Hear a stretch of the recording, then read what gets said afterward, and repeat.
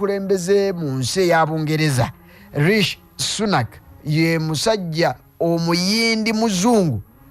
amaze okutuuka ku seddene ery'obwa prime minister mulundi gwa 16 kakati wetwogerera ye prime minister omulundi ogwe 16 bukya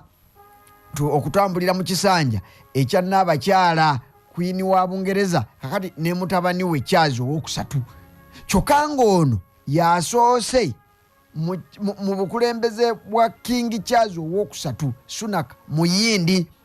kakati gwe mulunya mpuliriza enteekateeka okuva enkya ya leero zibaddewo ng'era bwe nagambye nti tekigenda kubeera bubeezi nti Conservative Party yalangiridde nti yeronze Sunak ono abeere omukulembeze waayo nti olwo ye prime minister nedda kituufu abeera naye waliwo emitendera egiyitibwamu ate Katonda abadde mulungi gye tulifa ab'omulembe omutebi nti bino tubirabye ng'ensi etunula ng'era weetuli misana kakati tuyambiddwa nti okujja kwa Liz Truss kwatulaga bwe bitambula era ndoza kati tuli binyumya nga bwe byaliwo ne tugambira ddala nti wammaggwe abantu bano abazungu baatuleka nnyo olw'ensonga n'omuntu ne bw'aba alekulidde bulekulisi ne bw'aba avuddeko era mubaamu ebyokuyiga kakati nja kukutegeeza nti nakubuulidde nti Truss yalekulira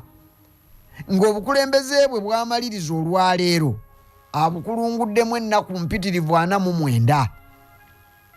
yajja ennaku 49 eziyise ngadda mu kifo kya Boris Johnson ekyamulemesa n'atuuka n'okulekulira era mbeera ya bukulupya n'obutoogera mazima kakati bwe yavaawo asigira n'asigira mu mbeera y'okulonda ekibiina ne kironda Liz Truss ono yabaddawo ekituufu n'addawo nga buli muntu yeesunze kyokka ne bamubuulira ebisoomoozo byali byolekedde okulumba kwe nga prime minister lulimi lw'abavubuka bamulembe mutebi nti alumbye asazeeko hali mu mbeera eyo baamubuulira nti ekimu ku bigendo ekubiyinza okuwemula byebyenfuna ebigenda mu maaso mu nnaku zino oze naye olina obitunuulira ngeri yankaliriza ng'alagirira omusota era bw'omala okulagirira omusota ate n'otubuulira bw'ogenda okubiyitamu munnange mukazi wattu yajja amaanyi g'obugole gamuwala ng'alowooza obugole bumbejja ebintu by'abazungu bo si bwe biba enkola zo zireeta n'ozibateerawo naye ne baziwakanya munnange bwe bawakanya enkola za Liz Truss ono ze yajja nazo ku byenfuna ekituufu emyaka gibadde giyise mingi ng'ebyenfuna ya Bungereza tebitootoogana nga ntunga eyiika nga bwe byakoze ku mulundi guno mu nnaku 49 eziyise anti nakubuulira nti baabazungu batambulira ku kiki kye balowooza nti kyekijja okubaawo omukyalo ono bw'amala okwanjula enteekateeka ze nga bw'agenda okutambulira ennyo ku kwewola okusinga okuteeka emisolo ku bantu abantu bagane ogambye eki kwewola tulyoke tufaanana ensi eziri mu mawanga ga Afirika ezirina amabanja agazitudde mu bulago nga nabo bennyini baagala kuwaayo byapa bya nsi zaabwe amabanja galyoke gabaveeko nedda nnyabo oddayiiri mbaale abazungu bebagamba prime minister azze okubafuga mukazi wattu n'aleeta enkola awo naga nti tetogenda kwewola kale wulira gw'omulunya mpuliriza nga waakiri bafunda kukubajjako omusolo omungi oyimirizeewo ebyenfuna okusinga okwewola ekyo kiyize okitegedde bulungi abazungu okusinziira ku byatute Truss ono babadde waakiri bandyagadde afadhaali ng'omubi omweru byonna bibi naye omusolo waakiri gwo gubeere muneneko okusinga Liz Truss okugenda okwewola ensimbi eggwanga lya Bungereza litubire mu mabanja nakandi kyokka nga ye mukazi wattu bwali mukyala baba n'ekisa nakandi bannange abantu mulaba embeera gye tuyiseemu wano embeera eno eyinza obutaba nnungi ku bantu singa obateekako emisolo munnange abantu ebyo ne babiwakanya naddala omusajja ono Sunaka y'omu ku baasinze okuteeka mu sudiye naga nti bwe twewola kiba kibi akati yagenza okulaba nga ebintu tebiikole kwe kulekulira abasajja n'abakazi ab'ekibiina ekya Conservative Party bwe baalabye ng'alekulidde ne batandika okwekolamu obutuumutuumu bw'abantu awo nga baagala okulaba n'abakulembera abasinga obungi newankubadde tewabaddewo okulonda balowoozezza nti Modat ne Boris Johnson si basaanidde gwe ate omusajja mwamugoba ate kakati akomewo noono Modat nga talabika nnyo ng'anaafaanana okubatwala mu maaso ennyo kakati gwe omulunya mpuliriza ne bagaa nti agenda yitawo ngeri kyere nyama ya kisambi bwatyo n'ayitawo kwe kulaba nti olwaleero enkya yaleero tutandise process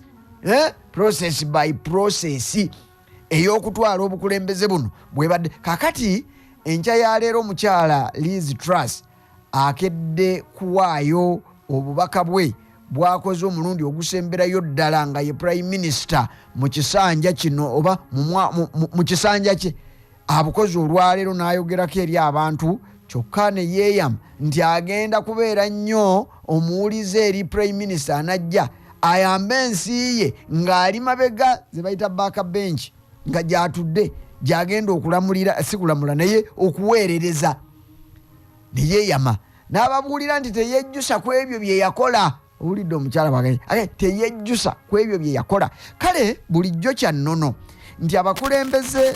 ku mutendero gwa prime minister munda mu nsi eya Bungereza bwe baba bakola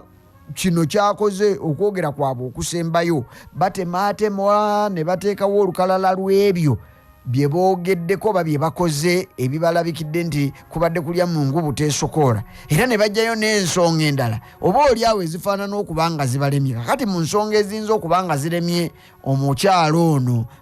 Liz Truss agambye nti tazejjusa naye nga ze zifaananye okuba nga zimulemye nsonga za kusitula ekonomi tazejjusa Truss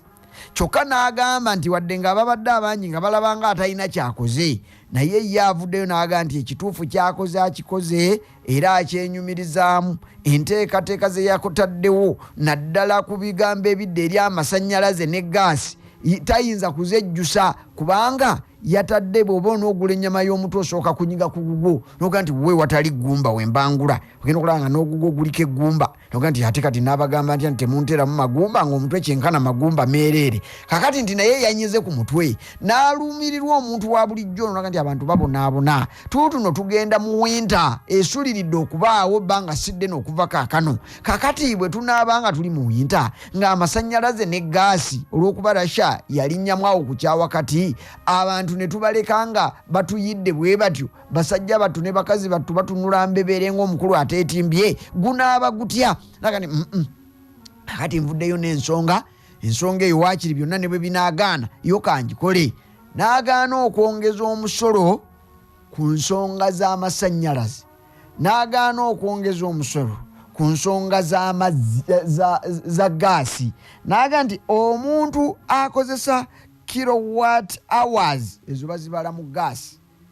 munyu bagubala mu kiro sukaali bamumala mu kiro amazzi bagabala mu liters gaasi bamubala mu kilowatt hours ekyo nakyo kiyizi abadde takimanyi abadde akimanyi tutambuliraawo kakati naga nti kilowatt hours omutwalo gumu mu 12,000 bw'oba z'okozesa buli mwaka buli mwaka ngo okozesa kilowatt hours omutwalo gumu mu 12,000 ogenda kusasula obutasukka siringisi eza pawundi 29,000 okwonnongera 25 okwonga kwogatta kilowatt ez'amasannyalaze 29,000 zigatte zombi ng'ogenda kuba osasula obutawanvu ya sente kusukka ku 25,000 eza pawundi kakati ekyo kyandibadde kirungi kuba bulijjo bw'obadde ogattagatta ng'oluusi abantu baggwera mu 3,549 yabadde abasazeeko naye ekyasinze okuba malamu amaanyi kwe kuba nti ensimbi ezo yabadde agenda kuzeewola bwewozi nga bwe nkugambye abo ne baga nti sika kuba otusazeeko naye tetugenda kuleka ggwanga lino kugwa ddalu kubanga gwe oyagala tunyumirwe mukazi wattu ebyo bye byamutute nga bwe nkunyonnyodde naye ekyo akyewaaniddemu naga nti ye yakikoze mu ngeri yakulumirirwa n'okusaasira abantu oba bakisiimye oba tebakisiimye ekyo waakiri agenze nakyo mwana wattu abantu bangi bavuddeyo mu speech ye eno gyayogedde nkya ya leero nga tannabagenda Buckingham kubanga nayo nsonga ngenda gikubulira agenzeeyo ne bavaayo ne bamulumba nakati omukazi ono atayina nsa waakiri yanditugambyeko nti sorry kubanga akagambo sorry kakwenenya yanditwenenyereza ekisooka ensi yaffe agiswazizza situlabangako mukulembeze mu Bungereza yali afugidde ennaku 49 kakati n'amalanga aganye okutwenenyeza ekyo nno nakyo bakimutaddeko naye yagambye teyejjusa bye yakoze wadde nga yalekulidde munnange ebibiina by'ebyobufuzi awo bivuddeyo bimulumbyerumbye okula nti lwaki akoze ekyo ate n'atejjusa olunyampuliriza bw'amaze okwogera n'ayolekera e Buckingham lulino yagenda Scotland gye yasanga Queen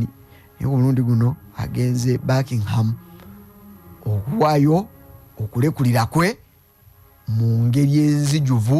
eya buliwo kambe mu biri report gwo mulunyampuliriza tuli mu ggwanga lya Bungereza tulaba obukulembeze obujja obwa Sunak muyindi muzungu waliwo n'ebyogerwa nga ate ddala biba byandiba ebituufu kubanga ekitundu East Africa mwe tutambulira naffe mu Uganda wano myaka gya nkaaga eyo abayindi abo boolaba baasenguka okuva mu Uganda wano ne beolekera eggwanga erya Bungereza n'amawanga amalala kakati ensonga ega nti bazadde b'omulenzi ono w'emyaka 42 Sunak kyangu nnyo okubanga baava mu Uganda wano ne boolekera eggwanga lya Bungereza bwe baatuukayo ne bamuzaala mu mwaka ogwa 1908 kwe kulaba ng'olwaleero twogera ebigambo bino alina emyaka 42 y'omu ku bakulembeze abato mu nsi eno yonna mbadde ngambye Uganda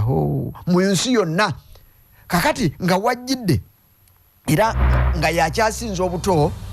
bw'ogerageranya abo abaabaddewo mu Bungereza ye Prime Minister akyasinze ekituufu amazima gali nti akakasiddwa era King Charles II amaze okumufujjako eddusu nga bw'amaze okufuna obubaka obulekulira obwa Liz Truss bwafunye enkya ya leero enteekateeka bwe yali ku mulundi guli era bw'eri ne ku mulundi guno Truss yasooka kulinda Boris Johnson n'atwalira Queen obubaka bwe obulekulira mu buliwo mu buntu ate naye n'alyoka agendayo ne bamufujjako eddusu era kakati Queen kye yakola luli ne King akikoze amugee nti agenda alonde bagenda okufuga nabo agende ku number 10 Downing Street alyoke yeegazanyize mu bwa Prime Minister ono wajjidde nno okulonda kati era tugende kulonda kupya kuba bo yenkola yaabwe ne China yabadde yakalonda awo Xi Jinping newankubadde ng'ensi yalabye ng'ebyabaddemu ebirumira naye waakiri tulina kati abakulembeze ku mutendera gw'obukulembeze bw'ensi ennene ono owana mu ebiri ne Xi Jinping akunukiriza mu myaka 7 eyo be bakulembeze abajja wetwogerera ebigambo bino kyokka njagala kukugamba nti ne King Charles naye akoze ekyafaayo alabye oba afujjiza eddusu ku Prime Minister asookedde ddala mu byafaayo bye nnyina waabeereddewo nnyina oli Queen Elizabeth owookubiri alabye abakulembeze 15 mukazi wattu mu bukulembeze bwe alabye 15 kakati Anthony Eden 1957 naye ng'ajjukira yasangawo omusajja ow'amaanyi mu byafaayo bya Bungereza Queen oli gwe nkugamba nga ngerageranya ne mutabani we kati eyakalaba omukulembeze ku mutendero gw'obwa Prime Minister asooka Churchill Winston yali yajja mu 1904 n'akulembera Bungereza okutuuka mu 1945 najja mu 51 n'avaawo mu mwaka gwa 52 kyokka ajjukira Queen w'e Bungereza yali ye wakujja oba yajja mu bukulembeze bw'e Bungereza nga Queen mu 52 akati n'amulaba nazzaako Anthony Eden nazzaako Harold Macmillan mu mwaka gwa 1957 bwe bityo bwe bizze bitambula mpaka gwasembedde era yakoze ebyafaayo Liz Truss ekisiraani kigendedde ku mukazi ono bannange okimanyi nti Queen yasembayo kwogera mu lujjudde ng'ali ne mukazi wa Tono gwe bali mu kwogerako ebigambo Liz Truss kakati ye yasemba mu mulembe gwa Queen ate yasoose okulekulira mu mulembe gwa King wa Bungereza Charles II